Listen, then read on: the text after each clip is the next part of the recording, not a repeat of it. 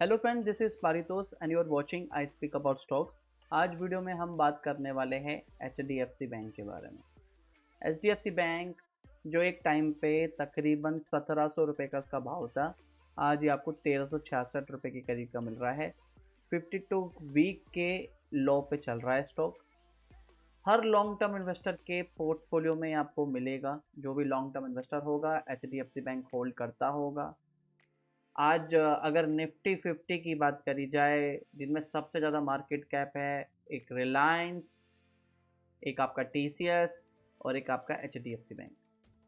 तो it's a large cap company और it's a too big to fail basically. तो ऐसा क्या है एचडीएफसी बैंक में कि इतना ज़्यादा गिर रहा है कि आज 1366 रुपये के करीब का पहुंच गया। क्या रीज़न है कि एचडीएफसी बैंक इतना गिर रहा है, और लॉन्ग टर्म में मुझे क्या एचडीएफसी बैंक में इन्वेस्टमेंट करना चाहिए या नहीं करना चाहिए, अगर मैं लॉन्ग टर्म के लिए अपना पैसा लगाना चाहता हूँ, उसी को डिकोड करने की कोशिश करेंगे। तो देखो, सबसे पहले रीज़न क्या है, मैं समझाने से पहले आपको कुछ डेटा पॉइंट रखना चाहता हूँ। अगर मैं बात करूँ 2021 की, तो मार्च 2021 का डेटा के हिसाब से जो एचडीएफसी बैंक का डिपॉजिट बेस है वो तकरीबन था 13.3 लाख करोड़ का।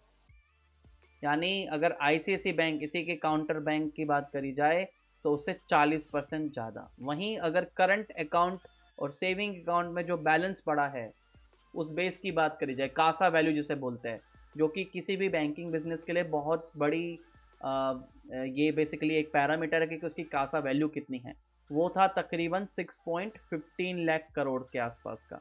वो भी 40% एक्स्ट्रा है, 40% हायर देन दी आईसीआईसीआई बैंक। तो मेन रीज़न क्या है? मेन रीज़न, दो रीज़न्स कह सकते हैं। एक पहला रीज़न था कि कुछ समय पहले टेक्निकल इशू की वजह से आरबीआई को बीच में आना पड़ा। कस्टमर्स ने भी कंप्लेंट की थी एचडीएफसी बैंक को। लास्ट 2021 की बात बताऊं, 2021 में एचडीएफसी बैंक ने नए क्रेडिट कार्ड इशू करने के लिए रोक लगा दी गई थी, जिसकी वजह से हिट हुआ था, इनके बिजनेस पे काफ़ी हिट हुआ। दूसरा जो मेन रीज़न है, इसके गिरने का, वो है रीस्ट्रक्चरिंग ऑफ लोन। ये मैं आपको डिटेल में समझाऊंगा कि ये है क्या लोन और इसकी वजह से कैसे इम्पैक्ट आ रहा है। रीस्ट्रक्चरिंग, इसे समझने से पहले एक बार फटाफट हम बैलेंस शीट पे भी नज़र मारते हैं। तो अगर आप देखेंगे एचडीएफसी बैंक के सेल्स, अगर हम देखें तो 2019 में 1,05,161 के करीब की सेल्स थी। 2020 में 1,22,179 की सेल्स है, और 21 में 1,28,000, और लास्ट 4 क्वार्टर्स में 1,32,000 के करीब की सेल है। ऑब्वियसली ये कोविड की वजह से कम थी, यहाँ पे ज़्यादा ग्रोथ नहीं थी। 3 साल का अगर हम सेल्स ग्रोथ की बात करें, वो तकरीबन 15% की, लेकिन ट्रेलिंग 12 मंथ्स की it is only the 3%। Operating profit margin भी अगर देखोगे लास्ट 10 सालों के, दैट इज दी 65%। किसी भी बैंकिंग बिजनेस के नहीं है। दैट इज द रीजन इसके एक ब्रांड वैल्यू है। आज पी मल्टीपल की बात करें तो तकरीबन आपको एक 20 के पी मल्टीपल पे मिल रहा है, और इसका एक एवरेज पी देखा जाए लास्ट 10 सालों का, तो वो है 23.3। यानी अपने एवरेज पी से काफ़ी कम, काफ़ी जो इसकी वैल्यू बाइंग है, वो काफ़ी वैल्यू बाइंग अपॉर्चुनिटी इस समय आपको मिल रही है। 1 रुपीज़ के रिटेन अर्निंग पे आप कितना मार्केट कैप जनरेट कर रहा है HDFC bank in the last 10 years? That is the 4.67। It is good, actually it should be positive. तो ये कुछ फंडामेंटल है। तो कंपनी के, मैं ये इसलिए दिखाना चाहता हूँ कि कंपनी के फंडामेंटल में कोई इशू नहीं है। रीज़न था रीस्ट्रक्चरिंग। क्या हुआ था कि जब आपको मालूम होगा कि जब कोविड-19 के टाइम पे काफ़ी सारे बैंक्स ने जो लोन दिए थे, उन बैंक्स को कहा गया था कि आप मोरेटोरियम पीरियड दो, ठीक है, उसमें आप इंटरेस्ट या तो माफ़ कर दो 3-4 महीने के लिए, 3 से 4 महीने के लिए, या आप उनको ईएमआईस की जो साइकिल होती है उसको बढ़ा दिया जाए। तो ईएमआई के साइकिल को बढ़ा दिया जाए। आपने देखा होगा उस समय जब कोविड-19 के टाइम पे काफ़ी हुआ था, सारे बैंक्स ने किया था कि 3 से 4 महीने और 6 महीने तक के लिए अपने ईएमआईस की पीरियड बढ़ा दिया था। तो अभी क्या हुआ है कि ऐसे बहुत सारे लोन जो दिए गए थे, उसमें कुछ कस्टमर्स है, क्योंकि बिकॉज ऑफ कोविड-19 काफ़ी लोगों के साथ दिक्कतें हुई, तो कुछ लोगों ने ईएमआईस पे नहीं करी टाइम पे, कुछ लोगों ने इंटरेस्ट पे नहीं करा, कुछ लोगों का जो लोन था, वो लोन का जो बेसिकली जैसे मान लीजिए 7 ईयर्स का टेन्योर था, तो उसको बढ़ा के 2 ईयर्स करना पड़ गया, क्योंकि पेमेंट नहीं टाइम पे आ रहा था, तो इस पूरी प्रोसीजर को क्या कहते हैं, रीस्ट्रक्चरिंग।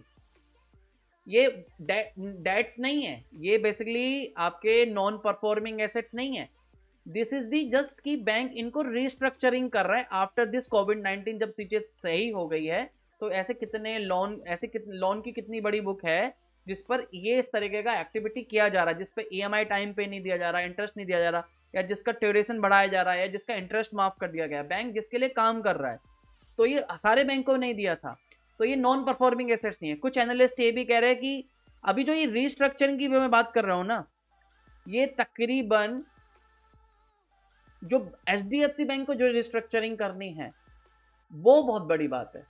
वो ये है कि एचडीएफसी बैंक के पास जो रिस्ट्रक्चरिंग के लिए लोन आए हैं वो है तकरीबन 25,000 करोड़ के, and it is higher then with any other banks. ICICI bank के भी ये सिर्फ 7,000 करोड़ के है, सिर्फ 7,000 करोड़ के, और ये एचडीएफसी बैंक के पास 25,000 करोड़ के है। इसलिए काफी सारे एनालिस्ट ये बोल रहे हैं कि अगर ये 25,000 करोड़ का, अभी तो बुक में आया नहीं है बैलेंस शीट में, लेकिन अगर ये बैलेंस शीट में आता है, नॉन परफॉर्मिंग एसेट्स में या बैड डेट्स में जाते हैं, तो अभी एचडीएफसी बैंक का सबसे कम नेट एनपीए है, इसकी वजह से इनका नेट एनपीए तकरीबन 3.5% चला जाएगा। ये एक नेगेटिव सेंटीमेंट है जिसकी वजह से आप इन्वेस्टर्स डरे हुए हैं, काफ़ी सेल ऑफ हो रहा है और मार्केट में गिरावट देखने को मिल रही है एचडीएफसी बैंक। अगर आप नेट प्रॉफिट देखेंगे लास्ट 4 क्वार्टर्स का, वो कितना है, तकरीबन 36,000 करोड़ का। ठीक है, आप ये जस्ट खुद सोचिए कि वो बैंक जो तकरीबन 20 सालों से 22% का कैगर रिटर्न जनरेट कर रहा है, ठीक है, 20 सालों से 22% का कैगर रिटर्न जनरेट कर रहा है, अगर मैं मान लीजिए ये 25,000 करोड़ का जो डेट, नेट डेट है, रिस्ट्रक्चरिंग हो रही है, इसमें से मान लीजिए 80% वर्स्ट टू वर्स्ट सिचुएशन तकरीबन मान लीजिए 20,000 करोड़ का भी अगर नेट डेट में जाता है, तो क्या एचडीएफसी बैंक इसको आराम से टैकल नहीं कर पाएगा? This is a one time activity, one time event. हाँ, शॉर्ट टर्म में वोलेटिलिटी रहेगी, 1 क्वार्टर की 2 क्वार्टर की दिक्कतें रह सकती है, ठीक है, लेकिन क्या इतनी बड़ी, ये मैं आपको वर्स्ट टू वर्स्ट सिचुएशन की बात कर रहा हूँ कि वर्स्ट टू वर्स्ट सिचुएशन अगर 20,000 करोड़ का भी नेट डेट में चला जाता है, उनकी बुक्स में आता है, तो क्या इसको वो फिगर आउट नहीं कर सकते? उनकी खुद की जो नेट प्रॉफिट है बैंक का वो तकरीबन 36,000 करोड़ का है, तो इतना बड़ा मेजर इवेंट आ जाएगा, इतना बड़ा जो नेट प्रॉफिट है बहुत ही कम बैंक्स अर्न कर रहे हैं, ठीक है, तो ये टेम्परेरी नहीं, ये परमानेंट नहीं है, टेम्परेरी चीज़ है रिस्ट्रक्चरिंग करना, और ये बाकी बैंक्स भी कर रहे हैं। लेकिन अभी क्या है कि एचडीएफसी बैंक ने सबसे ज़्यादा रिटेल लोन्स दिए हैं और 25,000 करोड़ का उनका रिस्ट्रक्चरिंग लोन आया हुआ है, इस वजह से मार्केट में नेगेटिविटी है, इस वजह से ये स्टॉक गिर रहा है इतना। लेकिन this is a temporary thing, this is not a permanent thing. एक बार ये चीज़ सेटल्ड हो जाएगी, मैं तो फिर भी आपको बहुत हायर फिगर बता रहा हूँ, 80% का लोन रिकवरी भी होगी, ऑब्वियसली इसमें से थोड़ा सा कम, ऑब्वियसली डेट भी जाएगा, थोड़ा सा नेट डेट भी बढ़ेगा, नेट एनपीए भी बढ़ेगा, होगा, लेकिन ये this is a very short term thing.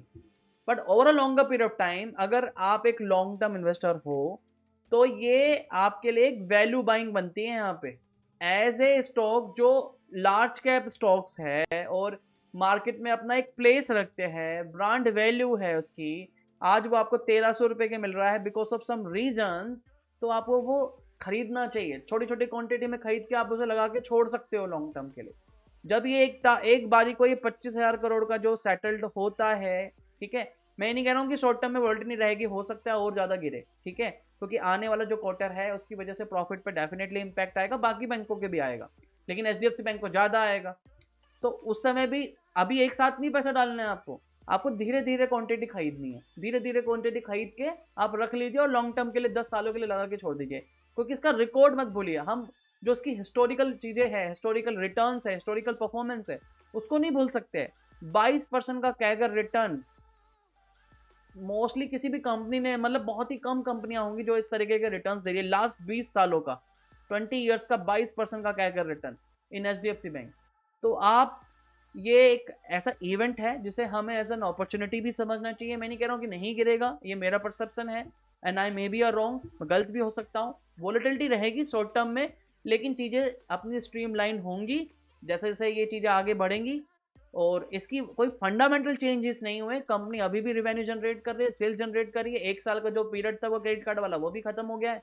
तो ये एक अपॉर्चुनिटी है हम लोगों के लिए, क्योंकि 25,000 करोड़ में से भी अगर जितने भी लोन होता है वापस आता है, रिस्ट्रक्चरिंग होने के बाद कितना बुक्स में जाता है, कितना रिकवर हो जाता है, उसके बावजूद भी इतनी बड़ी दिक्कत नहीं है एचडीएफसी बैंक के लिए। तो एज एन इन्वेस्टर, अगर आप लॉन्ग टर्म इन्वेस्टर हो और आपने इसमें कम से कम 7 साल 8 साल के लिए इन्वेस्टमेंट करना है, तो धीरे धीरे क्वांटिटी करके खरीदी जा सकती है इस प्राइसिस पे। और गिरेगा थोड़ा थोड़ा क्वांटिटी खरीदो, एक साथ ना लगा के धीरे धीरे क्वांटिटी खरीद के रख के छोड़ा जा सकता है। तो आज के लिए इतना ही था। आई बिलीव इस वीडियो से कुछ हेल्प मिल पाएंगी। मैं I am just trying to motivate you कि काफ़ी लोग जो एचडीएफसी बैंक को होल्ड करते हैं वो शायद अब नेगेटिव हो रहे हैं एंड अपनी इस पोजीशन को एग्जिट करने की कर रहे हैं या नया पैसा डाल ही नहीं रहे हैं। तो ये टाइम है आपको एक्यूमुलेट करने का। ऐसा इवेंट मिला है, चीज़ें स्ट्रीमलाइन होंगी और स्ट्रीमलाइन होते के साथ में ये स्टॉक फिर दोबारा अपनी ही सेम मोमेंटम पे दिखेगा। तो आज के लिए इतना था। अगर ये वीडियो पसंद आई तो वीडियो में लाइक का बटन है, लाइक कर लीजिए, चैनल सब्सक्राइब कर लीजिए। और अगर आपने अभी तक डिमैट अकाउंट ओपन नहीं किया हुआ तो आप अपना अकाउंट डिमैट अकाउंट ओपन कर सकते हो। नीचे रेफरेंस लिंक दी हुई है हमने। अगर आप डिमैट अकाउंट ओपन करते हो हमारी रेफरल लिंक से, तो हम आपको अपने एल्गोरिथम ट्रेडिंग का जो पैसिव इनकम क्लब कम्युनिटी है उसमें हम ऐड कर लेंगे। तो फिर बहुत जल्दी मिलेंगे नई वीडियो में, तब तक के लिए धन्यवाद। वंदे मातरम, जय हिंद।